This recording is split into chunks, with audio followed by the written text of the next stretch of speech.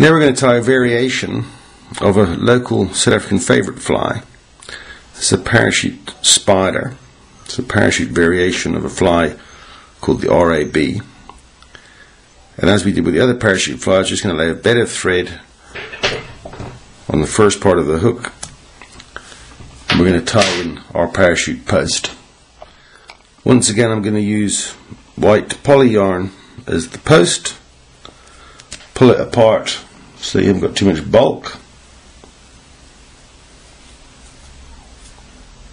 Sorry, those fibers are getting in the way. Whoops. Wrap it around the hook shank. One wrap, and there's the post in place. Reinforce the base with some turns of thread, and then wrap open turns up the post, pulling when you can hold the post nice and tight, and backing off the tension when you go around once more.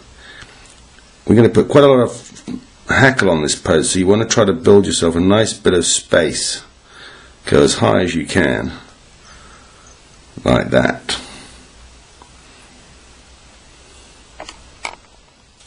This fly actually calls for two different hackles, and we're going to tie them in at exactly the same time. One is a ginger cock hackle, and one is a coq de Leon hackle that we're going to give ourselves some really nice long mobile buggy legs to the fly. Tie both hackles in the same way as we have before. Trap them against the hook shank. Leave a little bit of bare stalk down here, and kick them up onto the post to touching turns towards the top of the post. Now this will help you a great deal. Take the coq de Leon feather, bend it out of the way, and make one or two wraps higher than that, and come back down, leaving the coq de Leon sticking out slightly at an angle, like that. That's going to make it a whole lot easier to wrap that hackle the second time when we get to finish the rest of the fly. Then tie in the hackle stalks onto the body. If they are, as these are a bit too long, just to tie in, we're going to now trim them off. And take the thread down to the bend of the hook where we're going to tie in a tail. There. For the tail fibers, again, we're going to use coq de Leon. You can use ginger cock hackle. Some people use a combination of white and ginger cock hackle. It's more traditional. Do that. As I say, this is a variation on a theme. Adjust the length of the hackle fibers so you get a nice long tail, and then we're going to tie in a ribbing. And staying with the red theme, we're going to tie in a ribbing of red crystal flash. Tying the crystal flash, try not to trap those fibers from the post.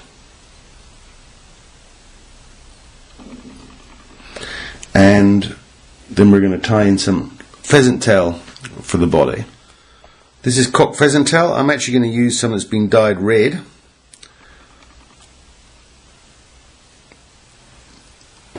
Just trim it off the stalk and tie in the fibers onto the abdomen with a nice neat underbody. Pheasant tail is not the most durable material, so you need to be a bit careful. You can wrap them with hackle pliers. I find them easier to deal with if I do them by hand like this and just hold the fibers against the hook shank each time I go around. We're going to tie those fibers off in front of the wing post. Neaten up a little bit. There we go. We're going to trim the excess pheasant tail, and we're going to wind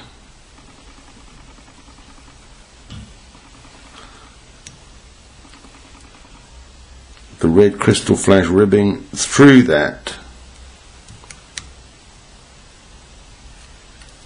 pheasant tail body, take it to the front of the wing post and tie it down. The fly looks a lot neater if we build a little bit of a dubbing thorax before we wind the hackle, so that's what we're going to do. We're adding some brown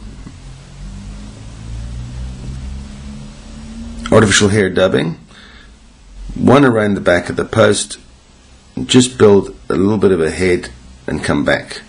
One wrap around the post to change the rotation of the thread, and we're ready to wind the hackles.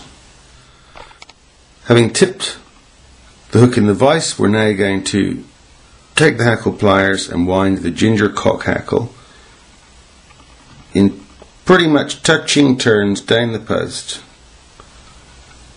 to the base and make one wrap of thread.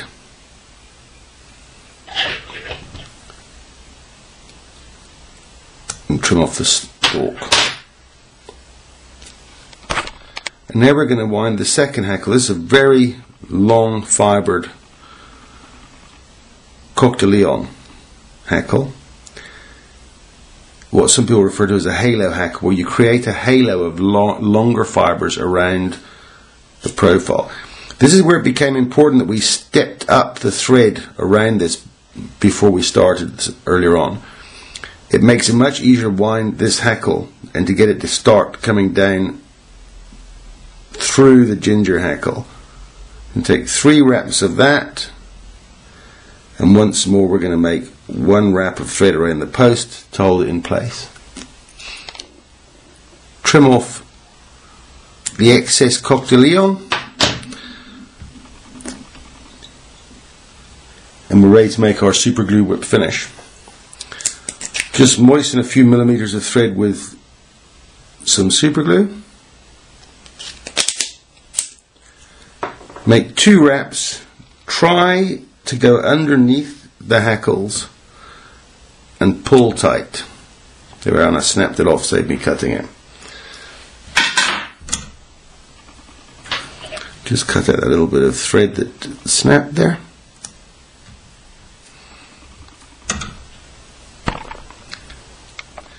Now we can put the fly horizontally back in the vise. Check we've got no fibres that are caught up in the whip finish, which we actually don't have.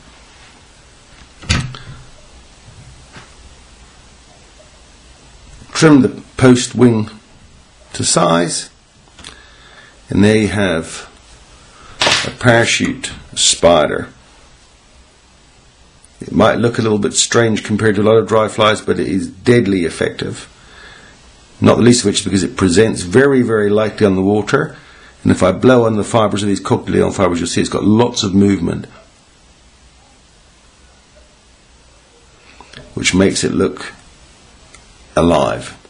There it is, the parachute spider, frequently referred to locally as the parachute RAB, but this really is a variation of it. But those Coq de Leon fibres add lots of movement.